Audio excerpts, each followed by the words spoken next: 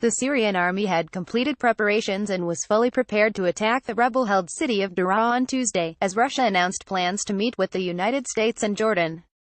Israel and the U.S. have raised objections to an offensive because of the role of Iran and Iranian-backed militia groups in supporting the Syrian government and because of an existing ceasefire in the area.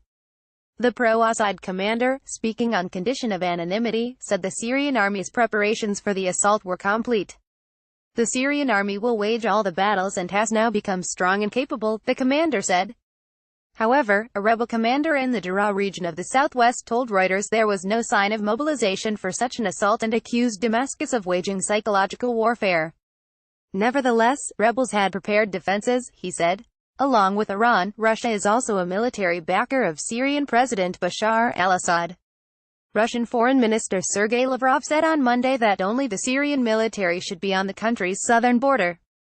Russia's Deputy Foreign Minister Mikhail Bogdanov said on Tuesday that an agreement has been reached to hold a three-way meeting between the U.S., Russia and Jordan on the southern de-escalation zone, RIA news agency reported. It comes as Jordan said on Monday that it was talking with the U.S. and Russia and that all three agreed on the need to preserve the de-escalation zone they brokered last year to reduce violence in the area. Washington has warned of firm and appropriate measures if there are truce violations in the region. It is expected that Russia would broker some kind of agreement between Israel and Iran over their role. They're definitely looking to establish an arrangement, said Yuri Barman, an analyst of Russian policy in the Middle East at the Russian International Affairs Council in Moscow. Though it rarely takes credit for the strikes, Israel is believed to have struck dozens of times in Syria in recent years against Iranian military hardware in Syria and shipments of weapons intended for delivery to Hezbollah in Lebanon. The most intense round of Israeli strikes so far took place earlier this month with a barrage of fire hitting Iranian positions as rockets fired from near the occupied Golan Heights targeted an Israeli position. Iran has admitted more than a dozen casualties amongst its ranks in Syria in recent months, thought to include a high-ranking Revolutionary Guard commander, and an Israeli plane was brought down by Syrian anti-aircraft fire for the first time in decades.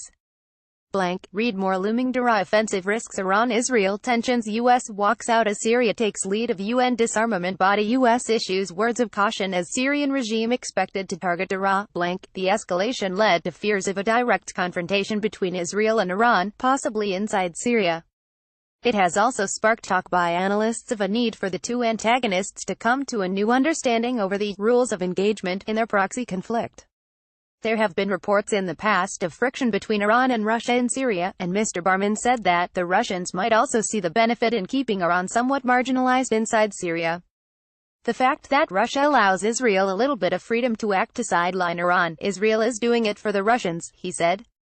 As long as the Israelis don't threaten Assad, Russia also has considerations in its relationship with Iran outside Syria that would make Russia keen to avoid going too far, such as expecting a full Iranian pullout from Syria. It was unclear when a meeting on the issue of southern Syria might take place between the U.S., Jordan and Russia. But an agreement reached last year between the U.S., Iran, and Russia had turned the area around Deraa into a de-escalation zone that had successfully reduced hostilities, though was still subject to repeated violations.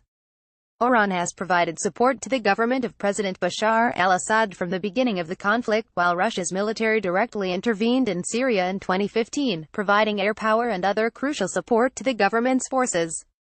Israeli Defense Minister Avigdor Lieberman was also expected to meet with his Russian counterpart, Sergei Shoigu, in Moscow on Wednesday. Mr. Barman said that Russia would have to be creative to convince Iran that giving up on southern Syria is not counter to Iran's grand interest there. He said there was also the open question of whether Iran would accept whatever agreement Russia might broker with Israel. Deraa has been under a years-long siege, with Jordan and Israel tightly controlling their borders. One possibility is that rebels could agree to be transferred elsewhere in the county, possibly to one of the northern Syrian provinces where rebels, largely with Turkish backing, still hold sway. Those deals have been referred to as forced displacement by human rights organizations. I am not afraid of displacement, said Maouya al-Zabi, a 31-year-old rebel. I'm ready to die on the land of Deraa. He said Iran's support had been crucial to Mr. al-Assad maintaining power in the face of widespread rebellion, whether or not they would participate in a final offensive against Deraa. The Iranian militia is the spearhead of the offensive of the Assad forces, and its role has been clear for 5 years, which prevented the Syrians from their freedom and toppled the regime.